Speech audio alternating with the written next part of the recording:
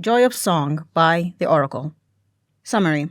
When news of Jaskier's old travel companion, Geralt of Rivia, reached Jaskier and Evander's ears, Evander couldn't miss the change in their friend's demeanour at the mention of the Witcher, and they decided to do something about it.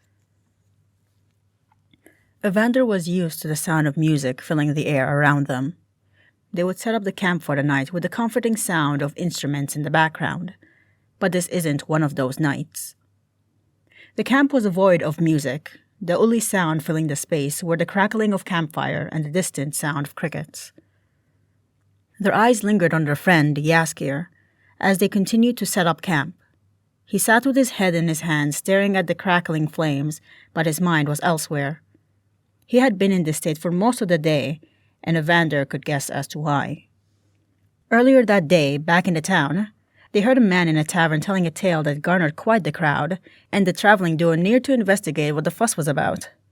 The proud retelling of the story in which the man has met a witcher a few towns away highlighted Jaskier's pale expression as the story went on. For it wasn't any witcher the man has met, but the witcher, Geralt of Rivia, of many infamous songs that plagued this land, who also happened to be Jaskier's old travel companion. He tried to hide how upset he was, but the duo traveled alongside one another long enough that they could catch changes in the other's demeanour, and so Evander ushered Jaskier outside of the tavern under the pretense that they need to get more travel supplies. Evander sighed as they take in their friend's current state. Jaskier never talked about why he split off from his previous travel companion. It was widely known that Geralt traveled alongside a bard who sung of the man's many escapades, and that if one was seen, then the other is not that far behind. So Jaskier's retreat into himself at the mere mention of the Witcher was an immediate cause for concern. Evander didn't prod for answers. If they are meant to know, Jaskier is sure to tell them, and it would be in his own time, but for now, they are left in silence. Evander went back to setting up the camp and made sure that no danger would approach the campsite as they slept. The silence weighed on Evander's shoulders. They looked back at Jaskier, who hadn't moved a muscle, and stared. They couldn't push him to speak, nor did they want to, but they at least wanted him to know that they were there for him. As they circled around the camp one more time, they did what Jaskier had done for them in the months that they had known each other, and filled the campsite with song.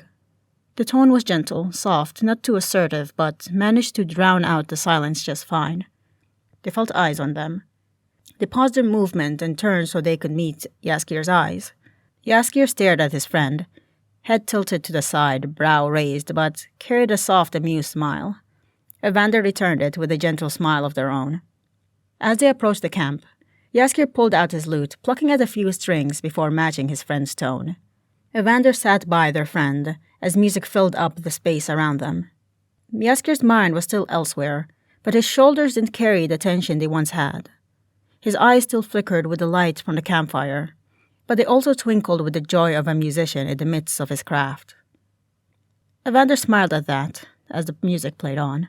Though Jaskier may not be ready to speak of what ails his heart, at least he knows he has a shoulder that he could lean on.